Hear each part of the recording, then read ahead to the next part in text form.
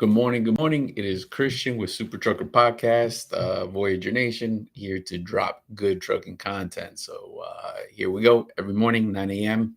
Welcome to the show. Get this started. All right. Good morning. As it is Friday, guys, just keep in mind it is a weekend, holiday weekend. So for those who are getting, booked and you got some deliveries on Monday, make sure you're asking that dispatcher to double check that they are open so you don't get caught up. So just pay attention to that, guys. It's important. One other thing, a couple housekeeping items. Please make sure you're getting your 2290 in. That window is closing by the end of this week. You should have by the end of this month. You should have it in the bag and get that out of the way so you are not getting hit with any kind of late fees. So pay attention to that. And again, as always, your medical card. All my people who are especially in the Florida market, make sure you are getting, if you recently have renewed your medical card, make sure you're asking for the long form.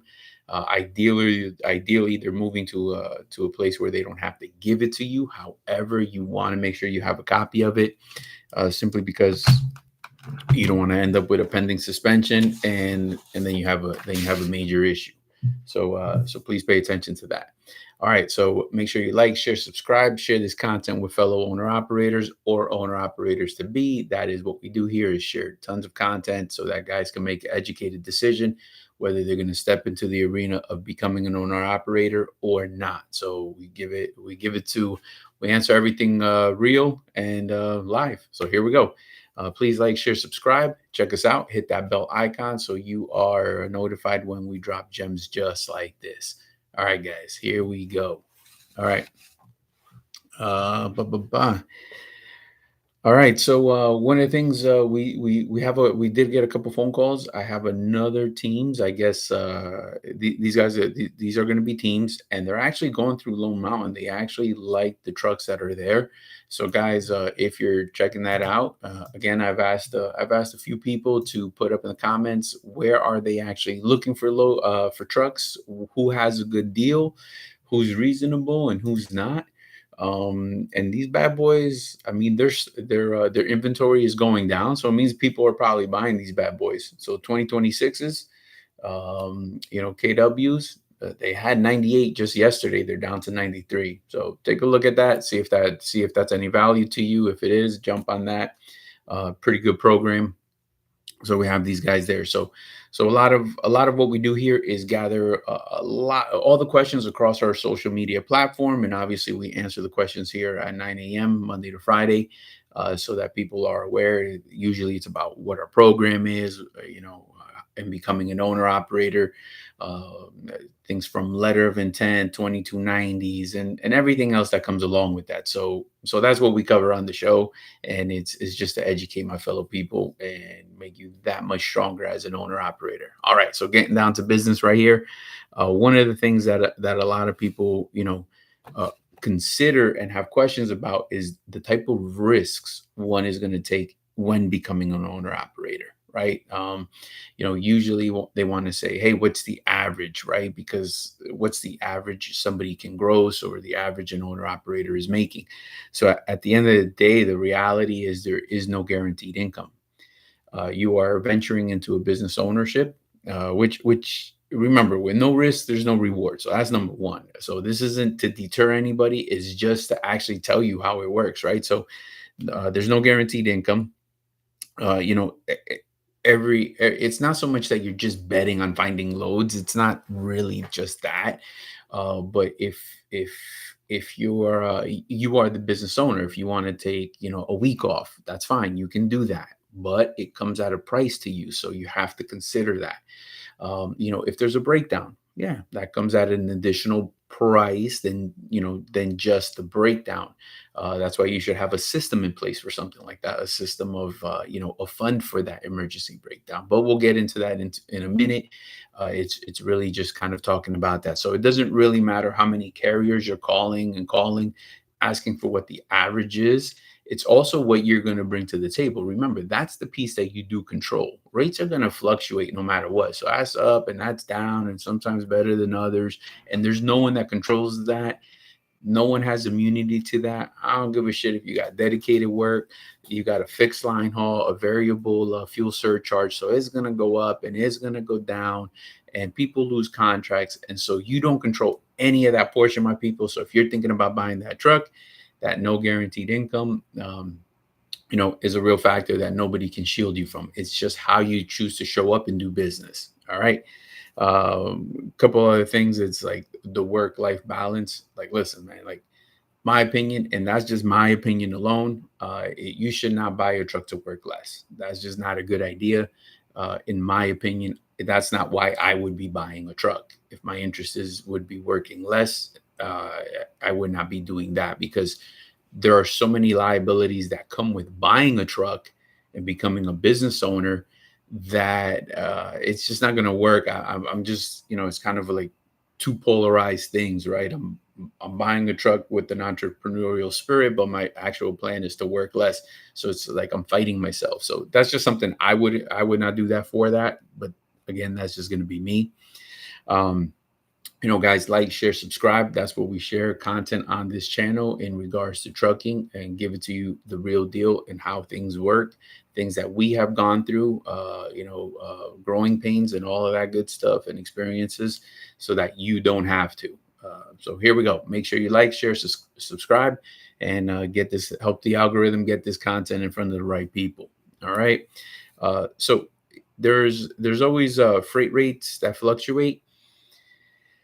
That's just going to go like anything else. It's just like any other business that's a variable. There are things that affect the market. They go up, they go down. The consistency is the only consistency you can really contribute or control is your ability to always be open and available to work out there.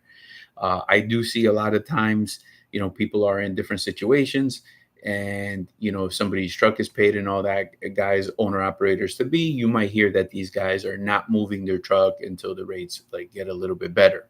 All right. So just keep in mind, you have to count you got to look at your wallet. You got to look at your personal situation. If you got a truck payment, you're not necessarily don't even have the freedom to do that kind of shit. Right. So you have to view your situation and where you're going to be and what's your cost to do business, and be doing that. So just like everything else, everything is in business, everything is a moving target. You just have to be available to stay in business. So again, like, you're not going to be able to control that. You're not going to find that one specific carrier that is going to shield you from completely, you're immune to that, and you're not going to experience that. So just keep that in mind. Don't look for what doesn't exist. Just come with a mind frame that no matter what the weather brings, you're going to weather the storm. So that's really what that's going to be about. All right. Competition with big carriers, that's large fleets. They often get the priority contracts and stuff like that. Because they do have volume. So it just depends on what you're looking for. If you're looking to enter into that arena, it's remember, those big fleets, you're gonna have individuals that are, think about it, when that work goes out to bid, right? The biggest carriers offer it for the cheapest. That's who typically wins the bid. I get it, service levels and all of that does matter, absolutely, but nobody's turning turning a blind eye on that. The lowest bidder won the bid. Like, really, at the end of the day, that's kind of what it comes down to. And so when the sales teams are booking that type of work and all of that, no one's asking the boots on the ground. No one's asking the dispatchers, the owner operators, like, hey, would you do it for this? Right? They're just so excited about putting that set of work on their portfolio that they're going to make it up in volume and get bigger and stronger.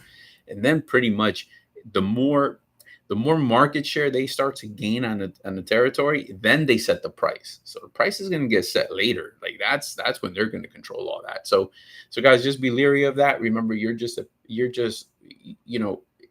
want to be able to be versatile for your business. I've seen big contracts go away, and guys had a pretty good ride, 8, 9, 10 years, a pretty good ride, made a pretty good money. But what happens is, my guys, they get complacent. And when you get in that complaciveness, now it's very difficult to adapt. And so I've seen one of my guys, lose a couple trucks, and he lost a couple trucks not for anything else other than his drivers weren't able to adapt. They got so used to a certain environment that they were just doing this dedicated stuff, and when it came time to change, they weren't really willing to change. Now, here's the crazy part: they probably left him to go do something different, obviously, so it would have been different under his roof anyway, but somehow these drivers blame him. But he didn't lose the contract. Like it was way beyond his control. But again, it's just we're in the people business. We say that all the time. It's just pay attention to all that good stuff. So guys, make sure you like, share, subscribe, please. It helps the channel push things along. For those who are just joining, don't forget, get your 2290s in.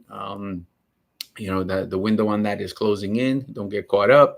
And also your medical cards, guys, pay attention to that. I've already seen 2 cats with pending suspensions.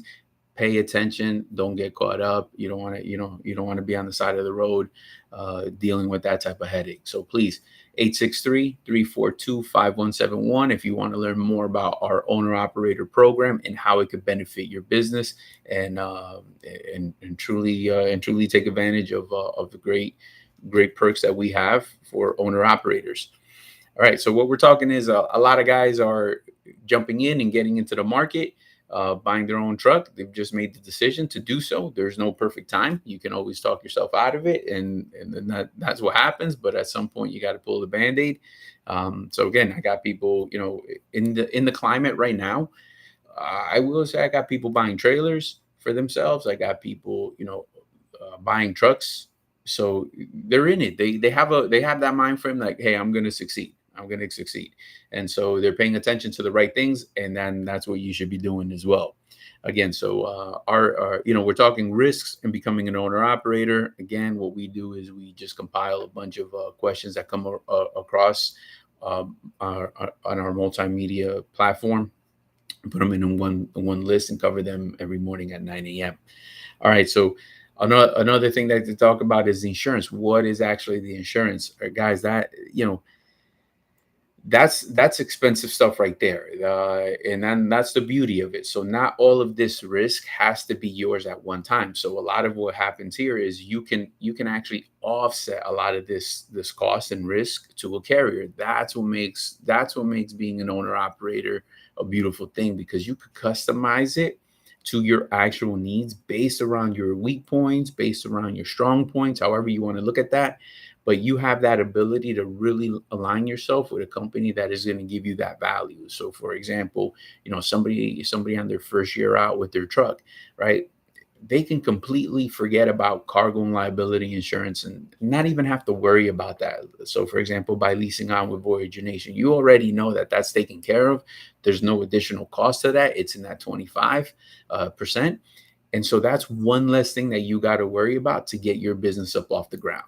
Right. Now you can focus on operational things and creating systems for yourself, meaning what type of home time is going to best suit your business based on what type of financial revenue you're looking to bring in, what minimum financial revenue you have to bring in because you're running a business and that business has a cost. So there's a cost to do business and you should know what that is, and you should be hitting that goal no matter what on a weekly basis. Right. So now, boom, you offset that. Also accident liability, right? Boom. Because what are you doing? You're aligning yourself with people who already know how to handle something like that, how to protect you. And because it's something that you do have to mitigate, and and not necessarily is it your fault, but it doesn't have to be your fault for you to find yourself in some trouble. So again, all of these things, if you've never been through that before, you're aligning yourself up with a team that already has and has your back and can show you how to protect yourself, right? Cargo claims as well. You're going to learn quickly, for those who are, looking to do everything on their own, that it starts with the smallest things. I mean, it can just be, in that moment of getting unloaded, and somebody telling you, hey, it's all right, just scrap that, no big deal. Or somebody wrote, damage or some kind of OS&D on a bill of lading, And it doesn't seem like a big deal in the moment because you're just thinking about that reload. You're thinking about, I got this much on my clock. I got to do a 10. I'm doing a split. I got this, I got that. And, you're even looking at, maybe even running the credit on the guy that's giving you the reload, making sure you're getting there on time, all that stuff that's going on the daily basis. And that one oversight, now you have a potential claim, and then revisiting that claim. So, learning the systems that people do to protect themselves from on a daily basis, right? Because it's always about protecting yourself. It's always about having the systems, looking at those OS&Ds, asking the right questions, making the right adjustments so these things don't come back and bite you in the ass. And then all of a sudden you got like five open claims on off of some bullshit. So guys, pay attention to something like that. It's important. So here we go. So any of my first time owner operators out there, let us know where you buying the truck, what kind of truck you getting, and what type of work you're going to be doing. So more power to you. Like I said, guys, it's never going to be the perfect time. It's always the time is when you decide, is because you're fed up with your current situation, and people decide to make changes. And so becoming an owner operator is no easy task. You do have to be committed to the process. And then that's what we talk about here. So again, people are doing it all the time. I got, like I said before, people are buying trailers. I got people buying trucks, brand new trucks. I got people pushing forward and starting their businesses and getting that off the ground. All right. Make sure you hit that like, smash that like. As a matter of fact, hit the bell icon. Make sure you subscribe if you're not already. It helps the channel push everything forward, and it keeps us motivated to keep bringing content. And for my people who are just joining, do not forget, bang out your 2290 before it's too late. Your window is closing. Don't give away money by getting that late fee. All right. And watch your medical cards. Make sure you're checking on the status of that so that you're compliant and you don't end up out there with a pending suspension, or even worse, a canceled, your license privilege is actually suspended because you never got it in. So pay attention to that.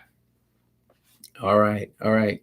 Also, another thing that you got to think about, guys, is that broker reliability. Remember, the risk of non-payment. Um, you know, these guys are in trouble just in this last couple months, man. Already, I got some. I know I did it. Where is it? These guys right here folded. Wagon, something like that. So I know we talked about it. I got it somewhere over here. Oh, yeah, Wagon. So these guys folded. So got a load with them, fighting for that, and then business wind down, dissolution for it. All creditors and stakeholders got to fill out this lovely letter. Send it to their lawyers, and once they get this love letter, I guess you get put on a waiting list to see what we will even get. Are you getting pennies on the dollar for something like that? So I get it. One load in a trucking company of 60 trucks is one thing. One load in a company of 150 trucks is one thing. One load on a one-man army could be everything. That's what I'm saying. So you got to be able to protect yourself. You got to check, run their credit. You got to be paying attention to that. And then that's the beauty about, shifting this liability in the beginning to somebody else. So now you're learning how they're doing it, right? You got to also be asking the right questions, right? The dispatcher, hey, why won't we work with these people? Okay, the credit. Why didn't you take that load? What is it that you see that I'm not thinking about? And now you see the dynamic inner working of the individual to see why he's not taking that load. Even though everything else surface level, it looked like the perfect load. Rate was correct, times, distance, all that, going to a good area. But why isn't it worth why isn't that risk worth that reward? And it's because of stuff like this. So, we got lucky because actually we had two loads with them. They just happened to pay out the other one, but didn't pay this one out. So, for somebody else this sucks. This fucking hurts. I need this. I want this. We need to fight for that just off principle too. And all of that. So guys, be leery. These are things that happen that a lot of guys don't share. So again, shifting that type of responsibility to the carrier on the first shot.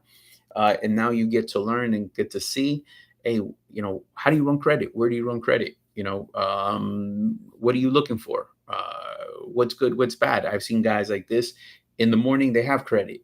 right? In the afternoon that got pulled and show's over. So it's a constant thing. You constantly, like, one of the things we do is run credit no matter what. It's just part of that process when you're booking a load. It doesn't matter if you booked a load with that guy in the morning or whatever, you got to be running that credit in the afternoon as well. All right. So you have that. Um, you also have compliance and requirements, guys. You're responsible for the IFTA, DOT inspections, logs, permits, record keeping, everything that comes along with that, and the mistakes that come with that. So doing those kind of mistakes will cost you later. So, for example, when we talk about not just DOT inspections, but we're also talking about, let's say, hours of service and all of that, and now your alerts. So now this is going to tie to what we were talking about before, which is the insurance, right? So now, as you're getting put out of service for, let's say, people PCing here and PCing there, now you get an alert.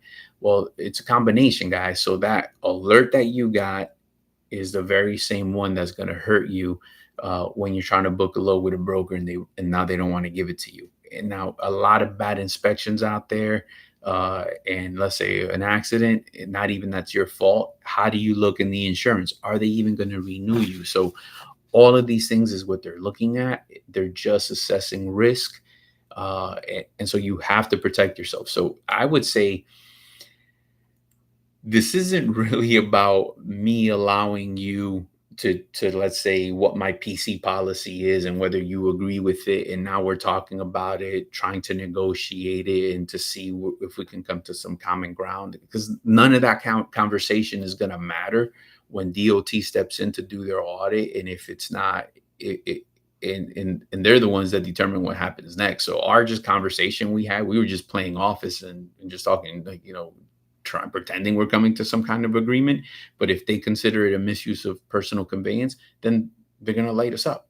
They're going to light you up. That's it, period. So here we go. So those are the challenges. So you really want to know the inner workings of why certain things are there, not just that you don't like them. Because let's say I don't like them either. I wish it wasn't a thing. I say we deregulate some stuff, but that's not going to get us to where we're trying to go, right? We have to know the rules of the game in order to win this game, right? We got to know how to play this game by knowing what the boundaries are and what the rules are. So at the end of the day, it's really you asking the right question to that safety team. Why is this important? Why would you set this regulation? Why do you limit this PC? What would make you do that? What are some causes based on, that you've experienced in order for this to be in place, right? That's the perfect type of stuff to ask in the orientation, right? Because now you're educating yourself for when you're going to go do this for yourself. You now know the other side of that. But at the end of the day, for those guys who don't know that other side and have not had the experience and have lived the DOT audit, let's say, or haven't physically done and negotiated an insurance renewal, then you don't know. It's just basically a myth. I'm not saying you can't know. I'm not saying any of that. What I am saying is, like, education is everything. Communication is everything. So the more you know about it, the better prepared when it's your turn. You're that much savvier. You're that much cunning. You're that much more efficient in order to navigate through that and make sure that you're successful. So those are some of the things that you got to be paying attention to. Trucking is a risky game. So here we go. It's just a lot of liabilities in this trucking. I'm sure everybody's looking in the news and seeing all the kind of shit that's going on out there. Especially that guy in Florida doing that U-turn and all of that. Man, I feel like they're just literally going after they will make an example of that carrier. You know what I mean? So the guy did that, yeah, but he's not the only one going down. So it's I highly doubt the dispatcher's like, yeah, make that U-turn, but and nevertheless, everybody's gonna get it. And so that's the problem with that. Everybody goes down with that ship. So protect your vested interest, guys. Make sure you're linking up with a company that is going to that is in it for the long run, that is looking for sustainability, so that you can actually grow your empire. However, whatever your plan is, 2, 3, 4, 5 trucks. Some guys want to stay at one. Everybody has a different goal, right? So that kind of just gets these goals are just set on your value system, right? There's no, I'm not going to go critique and, negatively impact, comment on somebody that just wants two trucks. Like, that's his goal. Like, that's him. There's just different value systems for different people. More power to him, as long as he's successful and he's hitting all, and he's going to be hitting his targets. Hey, here we go. Plenty of guys that, just one truck and they're good with that and running under someone's authority. There's success can look so many different ways in this game called trucking, right? We've had people leave here to do their own authority. We've had people come back from doing their own authority and they're like, nah, man, I kind of like this sweet spot right here, right in the middle, shifting liabilities to you, reaping more of the benefits. And I just do my home time. And now they can run their business efficiently. And that's where they thrive. And that's where they're going to do, their best work. And then that's what it's about, finding that sweet spot that you're going to do your best work. So guys, if you're thinking about buying a truck, give us a call. I definitely want to hear from you. 863-342-5171. We're here to help out, share content, share information rather, that'll help you make proper business decisions for yourself. And what does a proper business decision mean? Not necessarily what I tell you, but giving you facts so you can have options on the table and then digest it and then make the best decision for yourself. All right. So here we go. Guys, make sure you like, share, subscribe. Here we go. Here we go. We got Brian. It's good this administration is finally enforcing the rules that have been on the books for a long time. No one that isn't proficient in English should be. Yeah, here we go. Like, and then that's the thing, right? Because of guys, it's the people business. Like, just to that, like that English proficiency test that has been in place since forever. It's just people got complacent. As humans, people got complacent, and somehow, it's not just the people that are out there, right? It's the people that gave them their license, right? It's the people that are pulling them over. Everybody got complacent across the board. Collectively, it got to where it got. One person just doesn't get there. It took all of us being complacent in order for something like that to happen. So yeah, for sure. Yeah, because it is a huge liability. Trucking is that, and I just think proper training, man, because social media is just highlighting that, but also, man, there are plenty of guys out there that speak English, write English, no problem, doing dumbass shit too. So it's not like they're not doing dumbass shit. Like it's across the board. It's about really safety and being and making smart decisions. Like it's not just that. Like if we look at the totality of it, right? Like is that a factor? Yeah, absolutely, hands down. You got to be able to communicate. I'm not saying no, but I am saying that overall, we just got to be paying attention out there. So yeah, so here we go. It's when they press down, and now we got to be dealing with that. All right, guys. So make sure you like, share, subscribe, share this content with fellow owner operators to be. It helps the algorithm get this in front of the right people. Smash that like button, please. It goes a long way. We appreciate that. All right. So anybody out there delivering on a Monday? What's up with that? Did your dispatcher double check and make sure that they're open? You don't want to get caught up and waste your time. All right, here we go. All right, so just to kind of recap, actually, for those who watched yesterday, you probably heard the horrors. Oh no, I didn't do it here. There's a podcast that we're going to be dropping, right, about a broker. Spoiler alert. They wanted actually, broker sends an email to actually suggesting or telling us that we should deliver this load no matter what, even if on personal conveyance. Oh man, like we're gonna drop that video. Keep an eye out for it. It'll tell you how we dealt with that and how you should be dealing with that. And what are the risks, and do not allow yourself to get bullied, guys. That is a major, major problem. One-man armies out there who accept shit like that. And because here's what I'm saying, like the broker sends an email that that's a suggestion, right? That we should be using for PC, and to deliver this no matter what as a straight through. So a little bit of the backdrop without giving the story away, so you can watch the video. It's they actually even loaded us late. Like it took them a minute to load us. So not just that, right? So that's that, and so the readjusted delivery time and all and so forth. But he's sending this email, and I'm wondering, man, how many people actually take his email and do it? How many people listen to this broker who lost focus and think that what he's saying somehow you have to please this guy and somehow he's right, as if he's everything and he can just bypass everything else? Because let me tell you, if I would have listened to this guy because I'm scared of him, and now all of a